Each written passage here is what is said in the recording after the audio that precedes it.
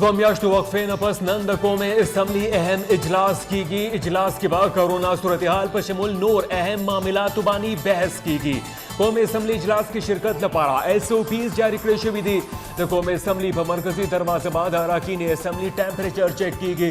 اغین پس وارتا پارلیمنٹ ہاؤس تا داخلی دو اجازت ورکڑی کی گی. ٹولو اراکین اسمبلی لپارا فیس ماسک اچول لازمی کرزولی شوی. وفاقی وزیر برائے سائنس سے ٹیکنالوجی فواد چودھری د قوم اسمبلی اجلاس را بللو پر فیصلہ بانی تنقید کڑے. واحد پارلیمان زین اراکینو او عملے ٹیسٹونا پازیٹیو راغلی. ماں فیصلہ کڑی دا چنن اجلاس کے بعد شرکت نہ کوم. فواد چودھری ویلی دی چی پارلیمنٹری کمیٹی دا اپوزیشن پر دباؤ باندھی د قوم اسمبلی اجلاس را بللے او د سیاسی قیادت جوند دے پا خطراتو کے اچولے. دا میٹرک او FSC سٹوڈنٹس پروموٹ کولو معاملہ وفاقی وزیر برائے تعلیم شفقت محمود وی جی پدے حوالے سرا تعلیمی بورڈ سرا صلاح مشورو عمل جاری دے تاہم دا بورڈ لطرفنا سفارشات تا حتمی شکل ورکولو لپارا یو سو رزی نور مہلت مختے شوے. شفقت محمود مطابق جمعہ ورزی پوری بعد طالب علمانو پروموشن متعلق دا جامع حکمت عملی اعلان شی.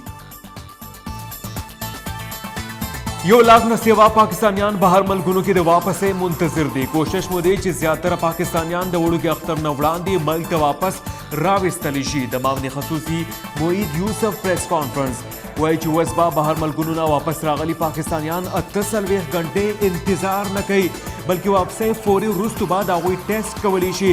ماہرین با ٹیسٹ نپس فیصلہ کئی چی کم خلق کور تلے گلی کی دی شی او کم خلق تا ضرورت تے چی آگا کرنٹینا مراکز تا منتقل شی.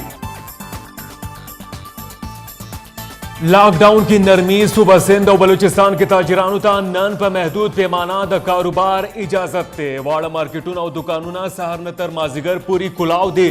صوبائی حکومتونو او انتظامیہ دکاندارانو تا SOPs بانی سخت سرا عمل درآمد کولو ہدایات ورکڑی. پنجاب حکومتم دنن زن کاروبارونا کولاوہلو اجازت ورکڑے. پختونخوا کے ہفتے ورزینا تجارتی سرگرمیانی پر محدود پیمانہ بحال شوی دی. کرونا کی اختاد پاک فوج میجر محمد اصغر CMH پہ خور کی پاک رسیدلے. ISPR مطابق میجر محمد اصغر تا ساغستلو کی تکلیف ہو او اغا وینٹیلیٹر تا منتقل کرے شوے ہو لیکن جوان ورسرا وفاو نکڑا. میجر محمد اصغر پتورخم بارڈر بانی د خلکو سکریننگ ذمہ داری ادا کولا. د میجر محمد اصغر پشہادت بانی DG ISPR ویلی دی چی د قوم د خدمت نغٹ بل حس کاز نشتا. پاکستان کی کرونا سوار سوا شپگ اویان نوڑ کسان متاثر اکراچ ورسرا د مریضانو کل تعداد دیر زرا نہ سوا یو سلویخت رسیدو. 13 گھنٹوں دوران 28 مریضان پاک رسیدلی. پا ملک کرونا وائرس نا د مړشوي کسانو کل تعداد شپگ سوا وش پیتا رسیدلے. تر دے دما 8200 مریضان صحتیاب شوی هم دی. خیبر پختونخوا کی دا کرونا یوسل شپیتا تازہ کیسز رپورٹ شوی. صبح کی دا متاثر مریضانو تعداد سلور زرا شپگ سوا نہ شپیتا ترسیدلے. پختونخوا کی تردے دما 215 کسان پاک رسیدلی او یول سونا سوا صحتیاب شوی دی. ڈومیسٹک فلائٹ آپریشنز بندش کے توسیع. سیول ایویشن اتھارٹی دا ملک دننا پروازونو بندیز کی 11 مئی پوری توسیع کری دا. ڈائریکٹر ایئر ٹرانسپورٹ پدے حوالے سران نوٹم جاری کرے. نوٹم مطابق خصوصی پروازونا او چارٹر جازون بعد دے پابندینا مستثناوی. فیس ماسک کو آجائی دے سرسرا سماجی فاصلے یقینی دکڑی. تازہ ترین تفصیلات تاثلر کو دا قوم اسمبلی نا چردچی درنگسات کے دا اسمبلی اجلاس منعقد کی گی. اراکین اسمبلی لطرفنا راتک سلسلہ جاری دا تاہم دا سویلی کی گی چی اراکین اسمبلی با پا کم تعداد کی نن اجلاس کی شرکت کی. داغے وجہ دا کرونا پینڈیمک پا وجبانی اراکین اسمبلی کی خورشوی ویرات ترہدا. فواد چودھری دخپل ملگری اراکین قوم اسمبلی نا پویرہ کے دے. وفاقی وزیر برائے سائنس اینڈ ٹیکنالوجی فواد چودھری نن قوم اسمبلی اجلاس کی شرکت نہ کولو فیصلہ کری دا. فواد مطابق دا نتلو وجہ دا زینی اراکین اسمبلی کرونا ٹیسٹ پازیټیو راتلل دي. فواد چودھری الزام لګولی چې پارلیمنټري کمیټې د اپوزیشن په دباو کې راغلي ده او د سیاسي مشرانو صحت خطرات کې اچولی دی. وفاقي وزیر برای ساینس اینڈ ټیکنالوجي فواد چودھری ټویټ کړی دی. ویلي دی چې ځینې اراکین پارلیمنټ او عملي کې د کرونا وایرس تصدیق شوی د کم نه پس چې مانند د قومي اسمبلی اجلاس کې شرکت نه کولو فیصله کړې ده. فواد چودھری مطابق لومبۍ ورځ نه زه دا خبره کوم چې اجلاس د ویډیو لینک په ذریعه وشي لیکن زما خبره هیڅ څوک نه اوري. وفاقي وزیر فواد چودھری مخکې لیکلي دي چې پارلیماني کمیټې د اپوزیشن په دباو کې راغلي ده او غیر دانشمندانه فیصله یې کړې ده چې ورسره د سیاسي مشرانو ژوند خطرات کې اچولی. د وزیراعظم عمران خان معاون خصوصي برای قومي سلامتي معید یوسف له طرف نه غټه خوشخبری راغلی ده. معید یوسف اسلام آباد کې پریس کانفرنس دوران ویلي چې د وړوکي اختر نه وړاندې به 11,000 پاکستانیان خپل ملک ته واپس راشي. د هغه دا هم وینا وه چې تر دې دمه پورې تقریبا 60,000 پاکستانیان د دنیا مختلف ملکونو نه پاکستان ته راغلي.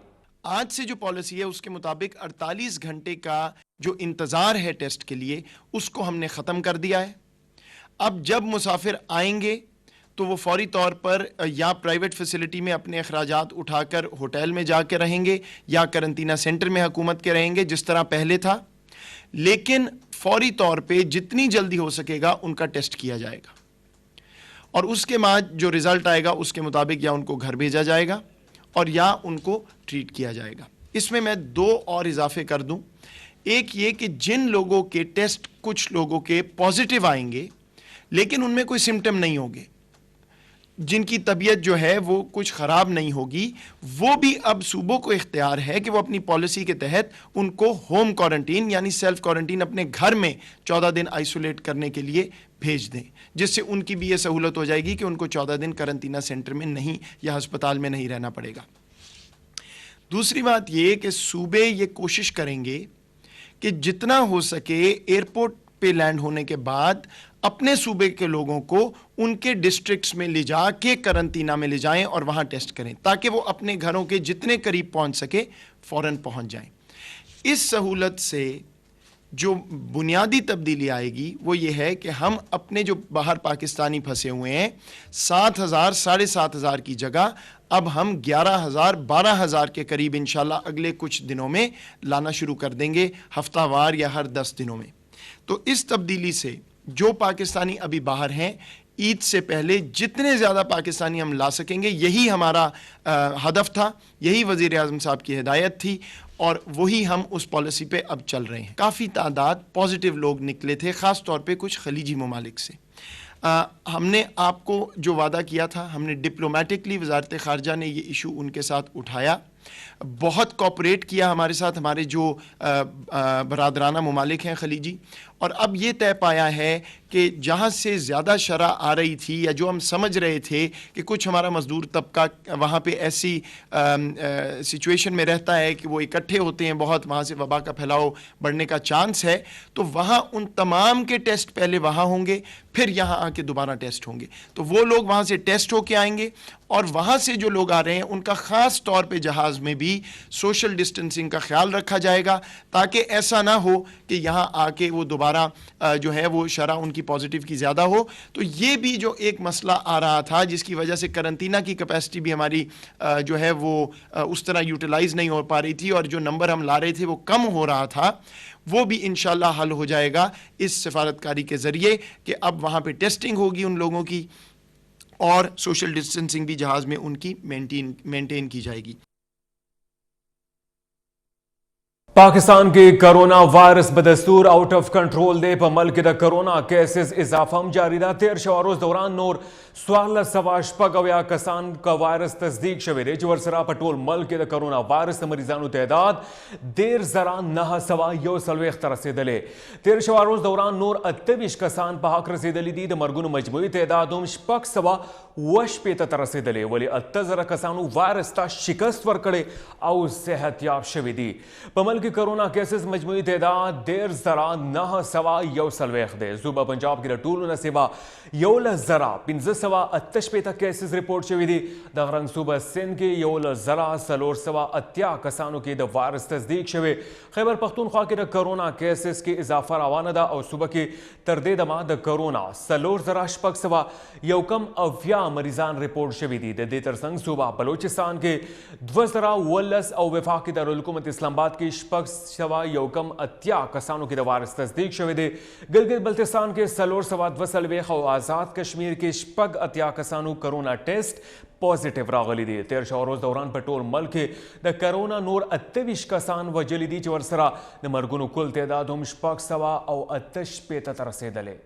روزه استعمال سیزونو په قیمتونو کې اضافه راغلی ده. ګرانۍ ذمہ دار ذخیرہ اندوز دی، لیکن صوبائی حکومت او ضلع انتظامیہ عام دکانداران، چابړي فروش، لاس گاډو والا او سړک په غاړه ناس مزدوران رانیسي او د هغوی نه د جرمانې اخلي. نور تفصیل به ګورو په دې رپورټ. دا پیښور بشمول په ټوله صوبه کې د کرونا وایرس له وجې لاک ډاون له امله عام دیاړي مار، چابړي فروش، لاس گاډو والا او واړه د پرچون دکانداران زیاتره متاثره کیږي. ګراني او ذخیره اندوزي په لوی کچ دا ذخیره اندوزو او د اثر رسوخ لرونکو او لوی دکاندارانو له وجې مخې ته راځي. غریب پرچون دکاندار یعنی واړه دکانداران او لاس گاډو والا د ګرانۍ سبب نه دی او حکومت د ضلع انتظامیې په ذریعه د غریبو او په سړک د پاسه واړه کاروبار کوونکو خلاف اپریشن کوي او د تاوان طوفان ښکار واړه روزګار کوونکي زیاتره متاثره کیږي. لاک ډاون د وجې خدا مشکلات دي چې نم پرېږدي، دکانونه بند کې مطلب دا چې سهار راشو ویره 10 بجو 12 بجو نه بعد بیا وي 4 بجو نه بعد ریړه او کمیټې ولا یا نور مطلب شپک ولا دوی دغه کوي چې حکومت ته طرف موږ دغه دي چې تاسو بنو درېږئ. اوس بل پرون اعلان وکړو چې هفته جمعه هفته او اتوار به مکمل لاک ډاون وي. ذخیره اندوز خو لکه مطلب دا چې دا خو ښکاره خبره د اسلام دشمن دی، بل دا خبره چې د ملک هم دشمن دی، ښه شی نه دی. خو لکه مطلب دا چې حکومت له دا پکار چې هغوی په ایکشن والي. بل خوا د وړو دکاندارانو رایه ده چې ذخیره اندوز په دې پاکه روژه کې هم د خپل بد عمل نه اوړي. ځینې اړتیان ذخیره اندوز د امروزه استعمال سیزونه ذخیره کوي او په ګرانه بیه د ضرورت په وخت خرڅوي. د غریب عام ولس په مرۍ چاړه راکاږي. واړه دکانداران وایي چې ذخیره اندوز د ګرانۍ لوی سبب دی. زه خو عام دکاندار یم او ګراني چې راځي د ذخیره اندوز د غټ سرمایه‌دار دی هغوی کوي. موږ خو واړه دکانداران موږ چېرته دومره کولی شو؟ موږ خو پکې دغه 100 روپۍ موږ خو همدغه مزدورۍ ته ناست پکې. ګراني ذخیره اندوزو د وجې نه راځي. غټ ډیلران چې دي هغه ذخیره اندازي کوي، مثلا غنم ساتي، اوړه ساتي، د سنور سبزیانې ساتي، فروټ ساتي، مثلا د نرخونو لپاره ساتي. عام دکاندار ته په وړو دکاندارانو وړو کاروباریانو باندې دا دغه ولې چې زموږ ته خو په مغه ریټ باندې دی راکوي. زموږ پکې یا 15 روپۍ توړه ده یا مثلا چې ډېر ظلم وزیاتې او 10 روپۍ توړه به موږ نه وګټو. یا د دې وی چې ضلع انتظامیه هم په وړو پرچون دکاندارانو، چابړي فروشو او په لاس گاډو والا لکه د باز برغوټه کیږي او ذخیره اندوز په کروڑونو روپو کې لوبې کوي. دا ضلع انتظامیې له اړخه د اپریشنونو په عمومي توګه باندې دا عام ریړه والا، لاس گاډو والا او واړه دکانداران متاثره کیږي. ولې ذخیره اندوز د بادشاه سلامت په تخت باندې ناست دي، کوم چې د ضلع انتظامیې د ړندې سترګې لاندې دي. کیمرامین فرحان الدین سره واجد هوتی، خیبر نیوز، پېښور.